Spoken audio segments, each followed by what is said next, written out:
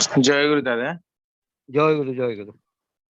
परम प्रेममय परम दयाल श्री श्री ठाकुर, परमाराध्या जगत जननी श्री श्री बड़मा, परम पूज्यपा जुगाचार्य श्री श्री बड़दा, परम पूज्यपा श्री श्री आचार्य देवंक पद पंकजरे मोर अनंत कोटि प्रणाम जनाए। प्रातः सत्संग उपस्थित समस्त पूत पवित्र पांजधरी कर्मीवृंद, भक्तिमती मातृमंडली, श्रद्धेय गुरुभ्राता मंडली एवं छोट छोट पिला माननकु मोर आंतरिक राजय गुरु निवेदन करे। आज आलोच्यर विषय वस्तु हूँ चरित्र। चरित्र कहले आम मैंने कौन बुझू? साधारण भाव अनेक गुड़िए सुंदर सुंदर गुणर समाहार को चरित्र ही बुझा जाए। आमर ओडिया रे गोटे रूढ़ी रही, थिले थाउ पछे गुण हजार, चरित्र नथिले सबु असार। गुण हुए तो अनेक भल थाई पारे, अनेक खराब थाई पारे, किंतु मनीषर व्यक्तिगत वैशिष्ट्य कौन, सेटा ही होची तार चरित्र, तार कैरेक्टरिस्टिक्स, जोटा को नेकी से जन्म होईची। आमे साधारण भाव उदाहरण दे कहू, कौन सी लोक मद्यप चरित्र, केही कामुक चरित्र, केही दुष्ट चरित्र, खल चरित्र लोक, तामाने जन्म जातक भाव तार प्रत्येकटी कर्म भितरे तार से सब गुणावली गुड़ाक जना पड़े। जोठी से जाए लोक समाज से निंदित हुए, उपहसित हुए, सठिक भाव से विचार करि पारे ना तार केतेबेले कोटा कौन करिवार कथा, सेइथिपई कि निंदित हबाटा तार चिर सहचर हो जाए। ठाकुर तांकर विभिन्न बाणी गुड़ाक भितरे संबितिर, शाश्वतीर विभिन्न आलोचना प्रसंग गुड़ाक भितरे मनीषर यही छोट छोट जो अभ्यास गुड़ाक सजाड़िबा पई, जहाँ तार चरित्र गठन दिगरे सहायक, सेथिपई यथेष्ट ध्यान दबार कथा विभिन्न समय रे तांकर जीवनी प्रसंग रे उल्लेख थिबार मिले। आउ एई सब गुण गुड़ाक जदि आमे माने टिके टिके सजाड़ी नऊ, ताहाले यह हमको भल मनीष हबारे पर समय यथेष्ट सहायक हब। एथिरे कोनोसी दुई मत त नाही, किंतु आमे माने पारी उठना काहींकी? अनेक भल गुणर अधिकारी हेइथिबा सत्वे मध्य देखा जाए अनेक बड़ बड़ लोक मानकर समाज रे बहुत प्रतिपत्ति लाभ करथिबा लोक मानकर भारी दुरावस्था आ विपर्चय। से माने इष्ट कृष्टि विमुख हुअंती। जीवन में प्रत्येकटी जिनस को सुंदर भाव धारण करने जहाँ दरकार ताहा से माने करि पारंती नाही। पुणी देखा जाए केही केही बहुत उन्नत हेइथिबा सत्वे मध्य अनेक समय रे निजर सामयिक प्रवृत्ति को रोकी पारंती नाही। ता माने से माने निष्ठा हरा व्यक्तित्व। आउ एही सबु चरित्र गुड़ा को जानिबा पई कि किभଳି प्रकृतिर लोक, सेथिपई ठाकुर तांकर विभिन्न इंडिकेशन गुड़ाक समाज रे घटुथिबा जीवनीय लोक मानक क्षेत्र रे, चरित्र गुड़ाक क्षेत्र रे किभଳି आमे सजग रही चलिबा, आम मानकर चरित्र रे किभଳି आमे से खराब गुण गुड़ाक स्थान दबा नाही, सेथिपई बारंबार कि आम माननको सजग रहिबा पई अनेक प्रकार घटना माध्यम रे से सूचना देइचंती। थरे जणे जनैक भाई ठाकुरंकर जीवनी आमको केमती शिक्षा दउची चरित्र गुड़ाक विषय रे। थरे जणे जनैक भाई ठाकुरंक पाखकू बहुत डाला भर्ती करी किछि फलमूल आउ पनीपरिबा नहीं आसीचंती। देखंतु देखै हबा चरित्र प्रायतः प्रायतः मैक्स टू मैक्स लोकंक पाखरे देखा हुए। सबले अलगा माननकू देखे ही निजर बाहा बाहा को लुटिबा को से माने चाहंती। से भर्ती करी नहीं आसीचंती। ठाकुर कहते ठाकुर मो फल झुड़ी भर्ती करी किछि फलमूल आ पनीपरिबा नहीं आसीची, आपण टिके देखंतु। से भाई जन को ठाकुर कहचन जा देई बड़मा को देई आस। तापर किछि समय से पुणी रहिले, ठाकुर किछि कथा प्रसंग रे आलोचना करुथिले। तापर पुणी किछि समय पर ठाकुर टिके देखुनांती। ठाकुर ता कहले जा बड़मा को देई आस। दी थर कहिला परे मध्य से सुनिले नाही। तेणु पाखरे थिबा अलगा भक्त पार्षद वृंद तांको उपरे उत्क्षिप्त हेले। तापरे से नहीं बड़मांकु देई आसिले देई आसिला परे आउ ठाकुरंकु प्रणाम न करी तांको पाखरे न रही अभिमान भरा शब्दरे अभिमान व्यंजक मनरे से ठारु से बाहरी गले तांकर जीवा परे ठाकुर बाणी दउछंती ढाक ढोल देई करिले पूजा अहंकार हुए मने मने चुप्पी साड़े करिबो पूजा जानिबे नाही जगत जने देखी हबार गुणावलीटा लोकंक भिତରେ बहुत ସେମାନେ ଚାହାନ୍ତି ଯେ ଆମେ ମାନେ କେତେ ଜାକ ଜମକରେ କଣ କରିଛୁ ଏଟା ସବୁ ବାହାରର ଲୋକମାନେ ଜାଣନ୍ତୁ କେତେ ଆଡମ୍ବର ପୂର୍ଣ୍ଣ ଭାବରେ କରିଛୁ ମନରେ ପଛେ ଶ୍ରଦ୍ଧା ଭକ୍ତି ନଥାଉ କିନ୍ତୁ ନିଜର ବାହା ବାହା ଲୁଟିବା ପାଇଁ ନିଜକୁ ପ୍ରତିଷ୍ଠା କରିବା ପାଇଁ ସେମାନେ କୋଉ ବି ସ୍ତରକୁ ଚାଲି ଯାଇ ପାରନ୍ତି ଅଭିମାନୀ ବ୍ୟକ୍ତିତ୍ୱର ଏଇ ସବୁ ଗୁଡାକ ଲକ୍ଷଣ ଏଇ ସବୁ ଗୋଟେ ଗୋଟେ ଚରିତ୍ର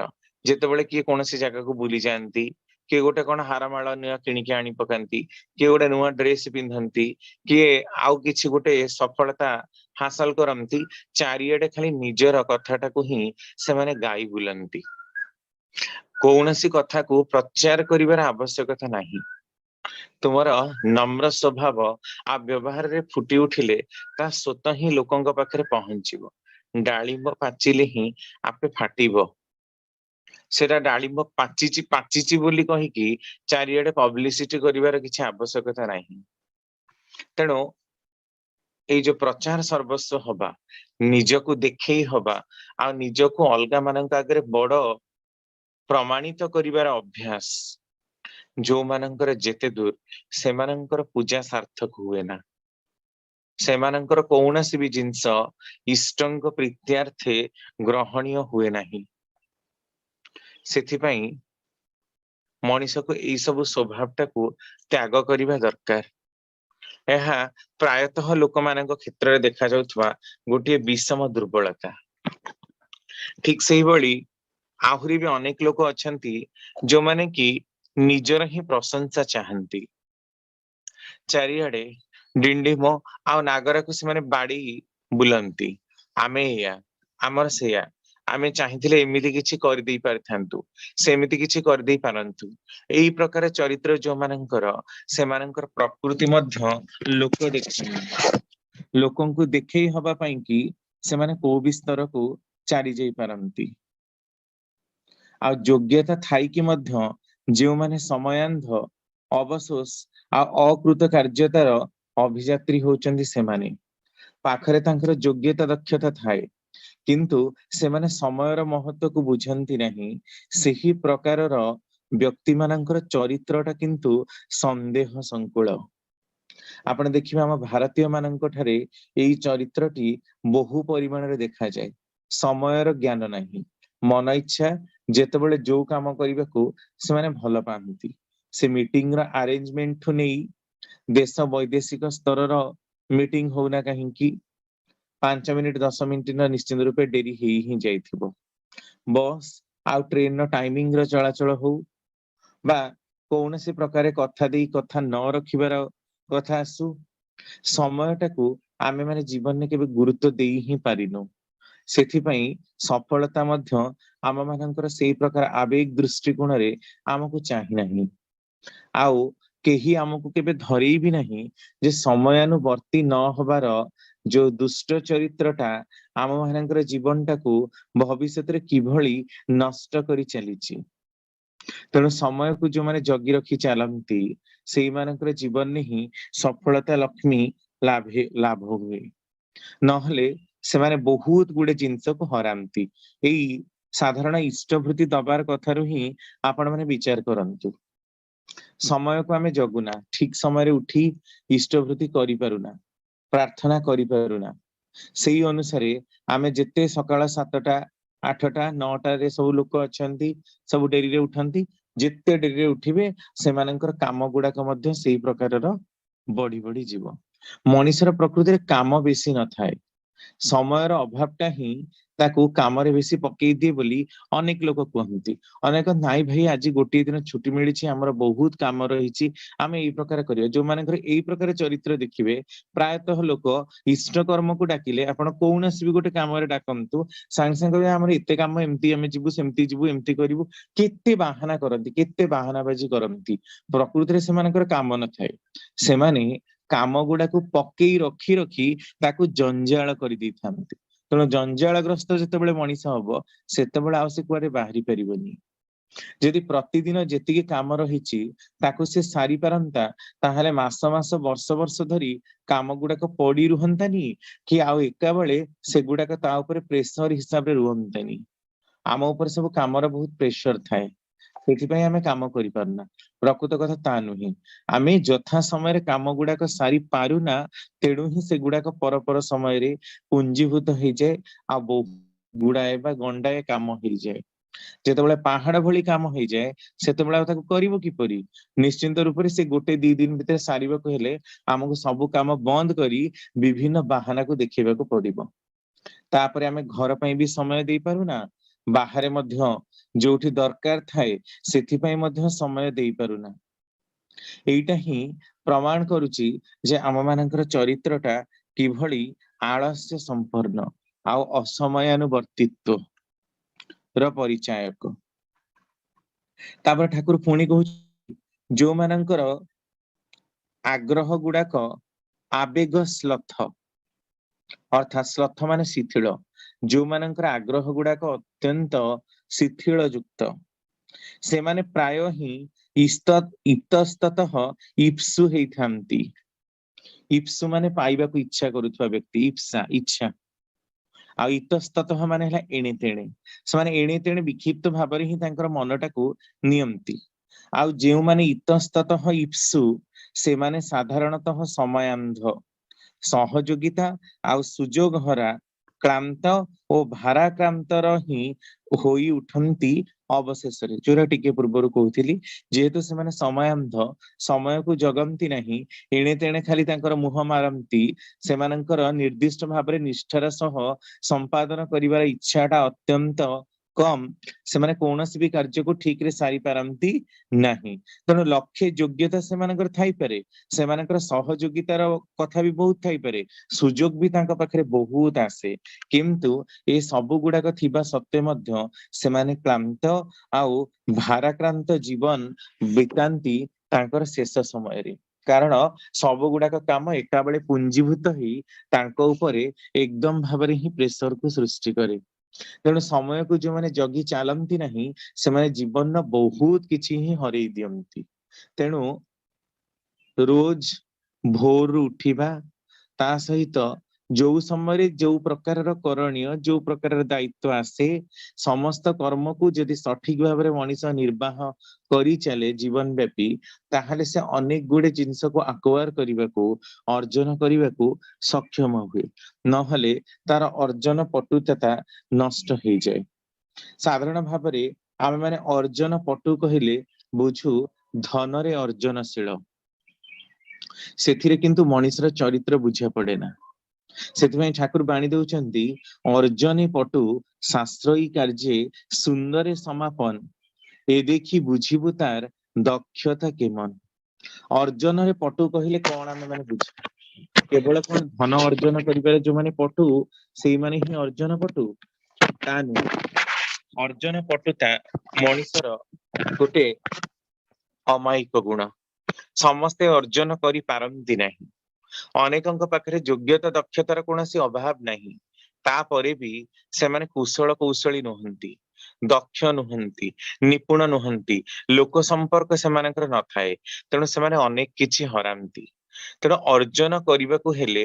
कोनोसी गोटे जिनसटा को पाइबा को हेले लोक संपर्क को वृद्धि करने को पड़े जदि से आइसोलेट ही जाए ताले कोनोसी काम पाइबो नाही निज भितर ही निजे से सीमित ही चलिबो अब ई सीमित हबार प्रक्रियाटा ही दिन को दिन ताको एते संकुचित करिदबो जे मानसिक जगत रे मध्य अलगा मानक ठारू से बहिर्जगतटा को हरेइबो केवल निज भितर ही निजे सीमाबद्ध रहउतबा हेतु एकदम भाबरे ही से निराश आ निस्वजनक स्थिति अनुभव करिवो ତାହା ମଧ୍ୟ ଗୋଟେ ରକମର ଏଇ ଅର୍ଜନ ପଟୁତାକୁ ହରେଇବା।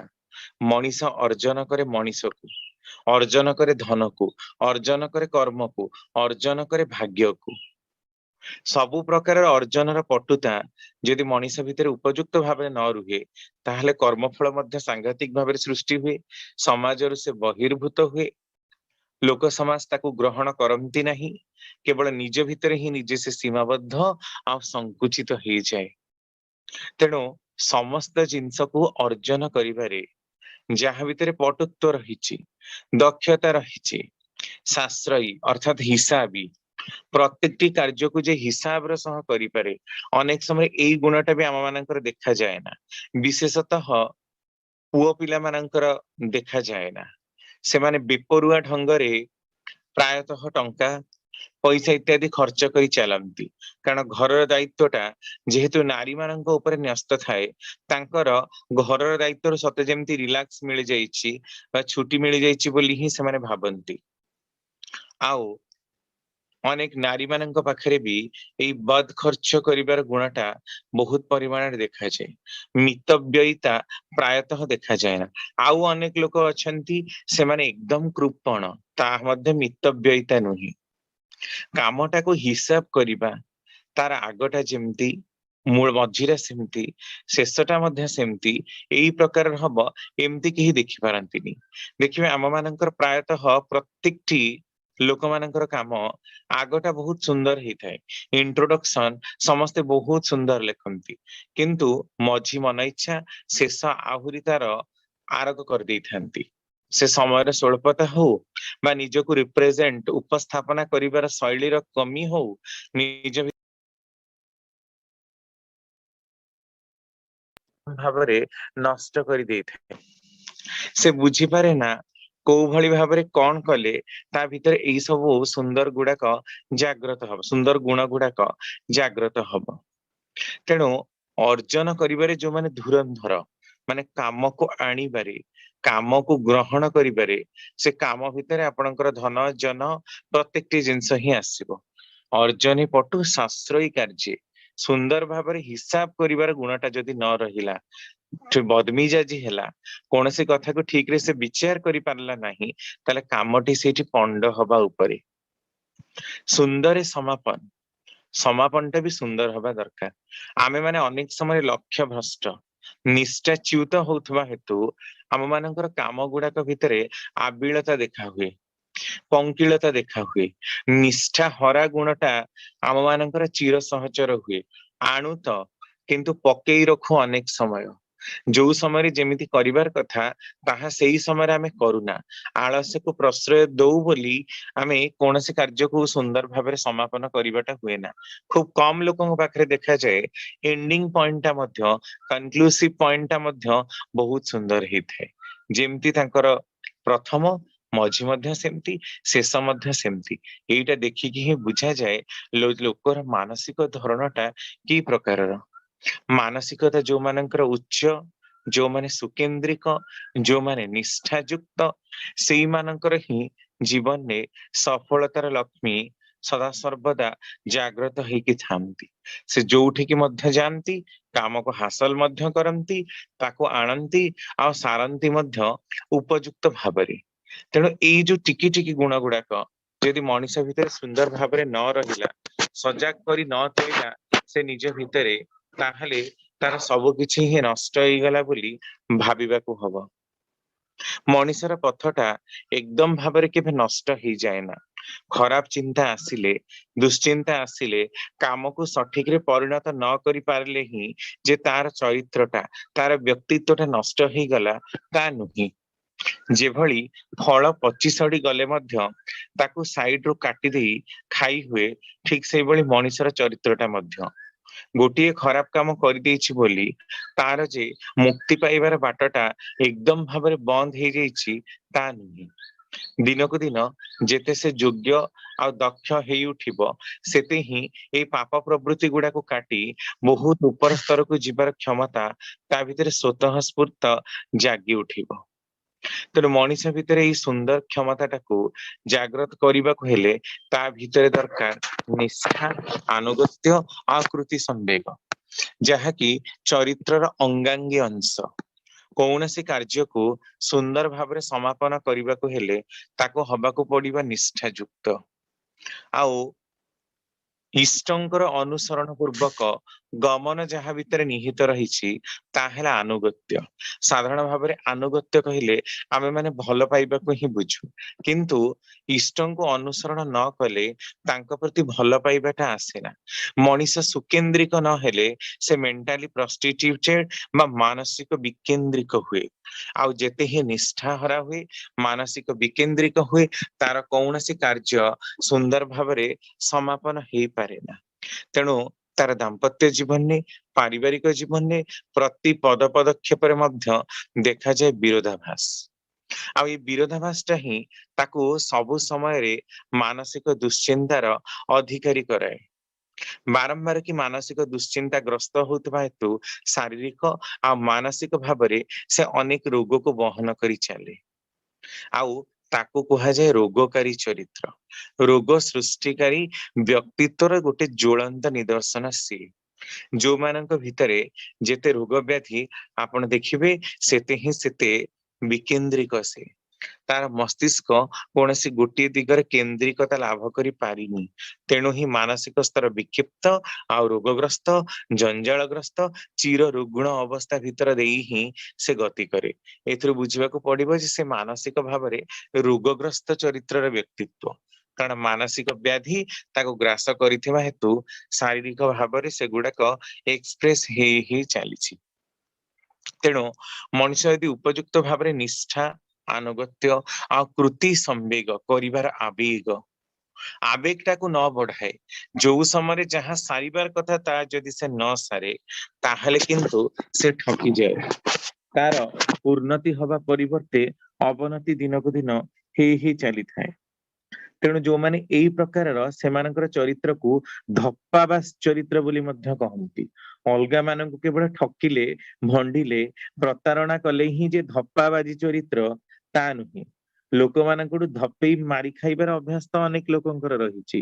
ତା ସହିତ ନିଜ ସହିତ ମଧ୍ୟ ନିଜେ ପ୍ରତାରଣା କରନ୍ତି ସେମାନେ, ଯୋଉମାନଙ୍କର ଧପ୍ପାବାଜି ଚରିତ୍ର।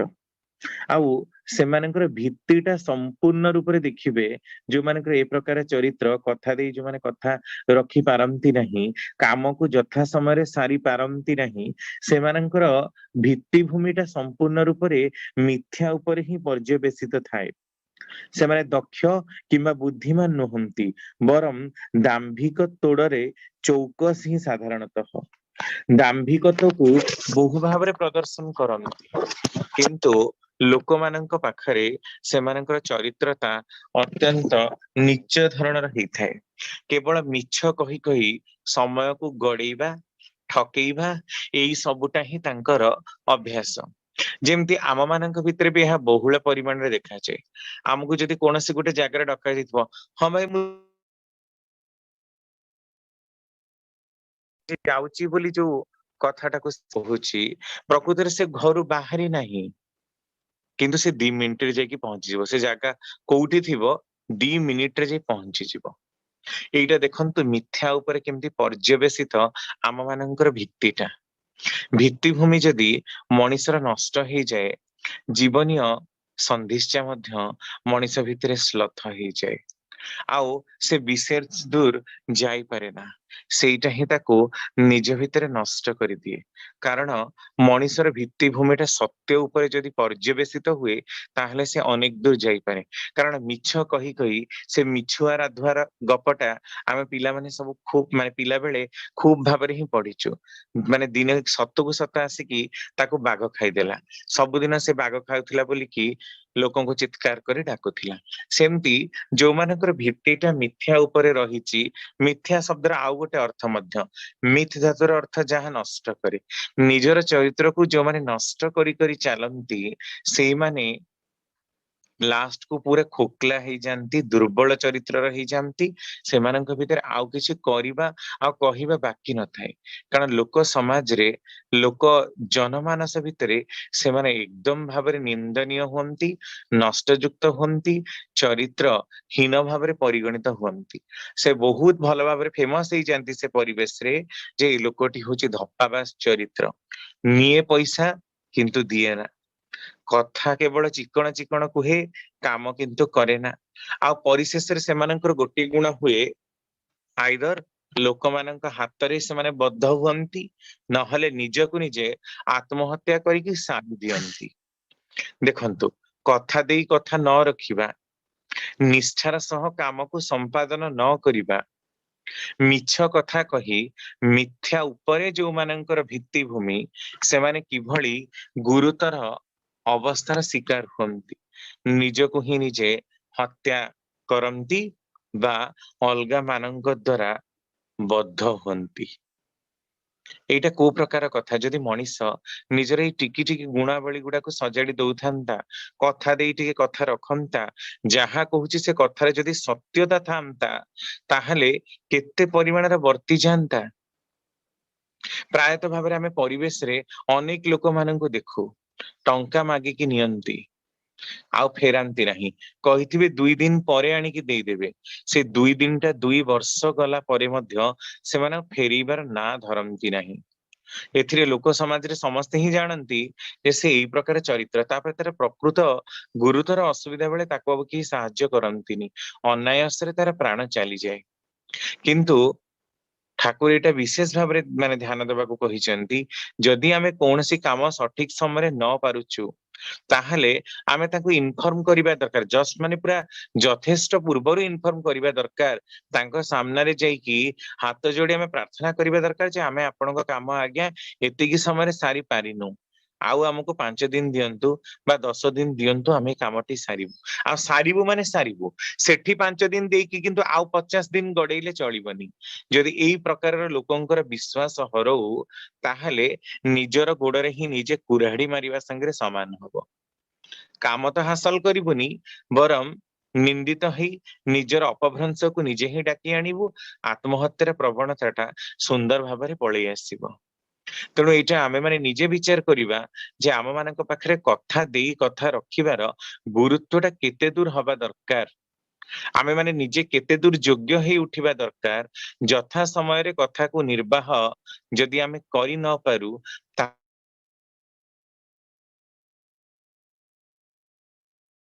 आमको एटा विशेष भाबरे नजर रखिबा दरकार। एई सब गुण गुडाक एते सहज रे भी आसे ना, किंतु आमे देखु यूरोपियन मानकर चरित्र रे, जापानीज मानकर चरित्र रे एई सब गुणावलीटी केमते तांकर रक्तरे प्रवाहित। आम मानकर एशियन कंट्री रे प्रायतः देखा हुए ना, आ भारत रे तो माने खूब कम परिमाण रे देखा हुए कहिले ही कोनसे अत्युक्ति हब नहीं। एभली चरित्र आम मानकर काहींकी हेछि, कारण आम माननकु पिलाटी बळु एई जो मोराल शिक्षा बा नीति शिक्षा केही शिखेई नाहंती, जे मनीष जदि उपयुक्त भाबरे जाग्रत न हब, ताहले ता भितरे थिबा केते भी भल भल गुण गुडाक नष्ट हेइजिवो। समयांध समय को दृष्टि देई पारंतिनी, निष्ठाहरा आनुगत्यपूर्ण जो माने नुहंती, कृति संवेग जो मानकर नाही, से माने प्रायतः ही प्रत्येक समय रे निजको हरांती।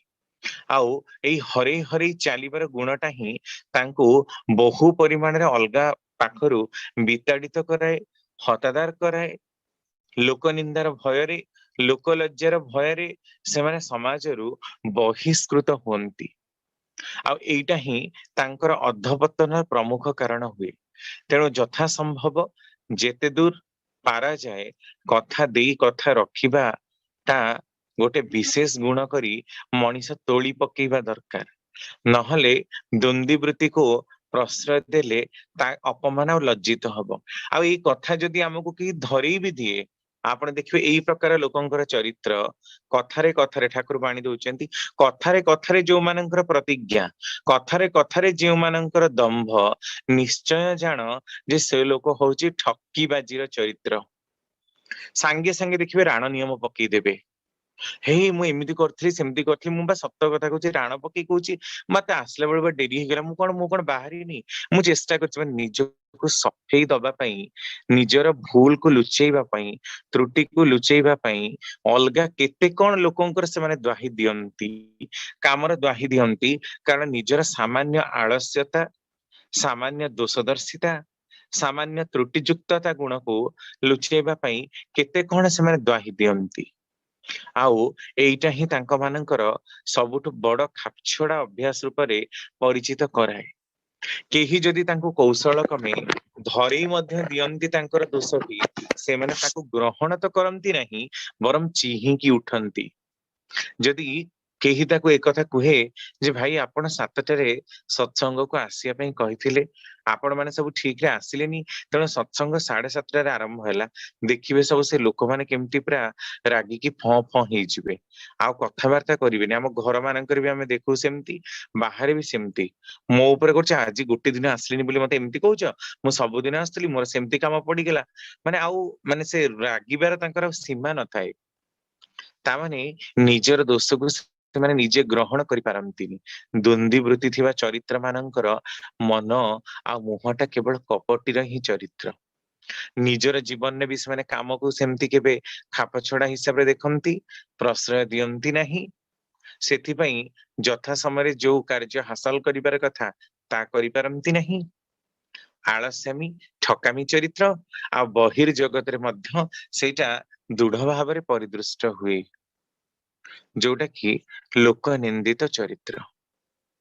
ତେଣୁ ଆମ ମାନଙ୍କର ଯୋଉ ସବୁ ଟିକି ଟିକି ବଦାଭ୍ୟାସ ଗୁଡାକ ରହିଛି, ସେଇଗୁଡାକୁ ଆମେ ମାନେ ଯଦି ଟିକେ ସଜାଡିବାକୁ ଚେଷ୍ଟା ନ କରୁ, ତାହେଲେ ଆମେ ଏକଦମ ଭାବରେ ହିଁ ନଷ୍ଟ ହେଇଯାଉ। ମଣିଷ ଯେତେ ହିଁ ଚାହେଁ ତାକୁ ଆଉ ପାରେ ନା, କାରଣ ଯୋଉ କଥାଟା ରହିଛି ନା, ଯେ ଯାହା ନ ହେଇଛି ବାଳ କାଳେ, ତାହା କି ହବ ପାଚିଲା ବେଳେ। କାରଣ ମଣିଷ ଦିନକୁ ଦିନ ଯେତେ ବୃଦ୍ଧି ପ୍ରାପ୍ତ ହୁଏ, ସେତେ ହିଁ ତାର ସମସ୍ତ ଗୁଣ ଗୁଡାକ କମି କମି ଆସେ, ଯୋଗ୍ୟତା ଦକ୍ଷତା କମି କମି ଆସେ। କାରଣ ବାର୍ଦ୍ଧକ୍ୟ ଉପନୀତ ହବା ସାଙ୍ଗେ ସାଙ୍ଗେ ତାର ଶରୀର ଆଉ ମାନସ ଜଗତର ଗାଠନିକ ପ୍ରଣାଳୀରେ ବିଭିନ୍ନତା ଲାଭ ହୁଏ। ସବୁ ଜିନିଷ ଗୁଡାକ ଇକ୍ୱାଲି ବାଲାନ୍ସ କରିବା ତା ପକ୍ଷରେ ସମ୍ଭବ ହୁଏ ନା। ତେଣୁ ଛୋଟ ବେଳୁ ଯୋଉ ଗୁଣ ଗୁଡାକ ସେ ଶିଖିବାର କଥା, ତା ଯଦି ନ ଶିଖିଲା, ଆଳସ୍ୟାମୀ, ଢିଲାମିକୁ ପ୍ରଶ୍ରୟ ଦେଇ ଯଦି ନିଜର ଜୀବନଟାକୁ ସେ ନଷ୍ଟ କରିଦେଲା, ତାହେଲେ ବଡ ହେଲେ ତାର ପାଇବାର ସ୍ୱପ୍ନଟା ବି ସେମିତି ବୃଥା ହେଇଗଲା। ବିଶେଷ ଭାବରେ ଆଉ ସେ ବଢି ଉଠିଲା ନାହିଁ, ବଢି ଉଠି ପାରିନାହିଁ। ଏଇଟା ହିଁ ତାର ଏ ଜନ୍ମ ପାଇଁ ଗୋଟେ କଳଙ୍କ ବା ଦାଗ ମଧ୍ୟ ଲାଗିଗଲା। କାରଣ ପ୍ରତି ଜନ୍ମରେ ସେ ଉନ୍ନତି କରିବାର ଅଭ୍ୟାସଟାକୁ ପ୍ରଣ କରି ଆସିଥିଲା ଈଶ୍ୱରଙ୍କ ନିକଟରେ, କିନ୍ତୁ ଏଠିକାର ବାତାବରଣରେ, ଏଠିକାର ମୋହମାୟା ଗ୍ରସ୍ତତାରେ ନିଜର ଆତ୍ମିକ ଉନ୍ନତି କରିବା ବଦଳରେ ଆତ୍ମିକ ଅବନତିକୁ ହିଁ ସେ ଡାକି ଆଣିଲା, ଯୋଉଟା କି ତାର ଅଧପତନର ପ୍ରମୁଖ କାରଣ ହେଲା। ତେଣୁ ଯୋଉମାନେ ପ୍ରକୃତ ମଣିଷ, ସେମାନେ ନିଜେ ବିଚାର କରିବା ଦରକାର ଯେ କୋଉ ଗୁଣକୁ ପ୍ରଶ୍ରୟ ଦେଲେ ସେମାନେ ଜୀବନରେ ଉନ୍ନତି କରିବେ, କୋଉ ଗୁଣାବଳୀକୁ ପ୍ରଶ୍ରୟ ନଦେଲେ ତାଙ୍କର ଜୀବନଟା ଉନ୍ନତ ହବ। ଯଦି ଅନୁନ୍ନତିର ଦିଗରେ ଧାଏ ମଣିଷ, ତାହେଲେ ଏଭଳି କୌଣସି ଶକ୍ତି ନାହିଁ ଯାହାକି ତାକୁ ବଞ୍ଚେଇ ଦେଇ ପାରିବ ତାର ଅଧପତନରୁ। ନିଜକୁ ନିଜେ ବିନାଶ କରିବା ଆଉ ନିକାଶ କରିବାଟା ହିଁ ତାର ସାର ହବ। ଠାକୁରଙ୍କର ବାଣୀ ତ ମାନେ ଅସୀମ ରହିଛି। ଯଦି ଗୋଟେ ଗୋଟେ ଆଲୋଚନା କରିବା, ସପ୍ତାହ ପରେ ସପ୍ତାହ ଆମକୁ ଲାଗିଯିବ। ଆଜିର ସମୟ ତ ଆସି ପହଞ୍ଚି ଯାଇଛି।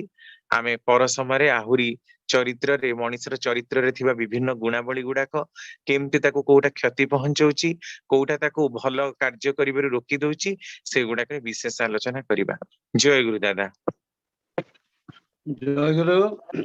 ଆଜି ଆରମ୍ଭ ହେଇଛି ଆମର ପ୍ରସଙ୍ଗ ଚରିତ୍ରକୁ ନେଇକରି।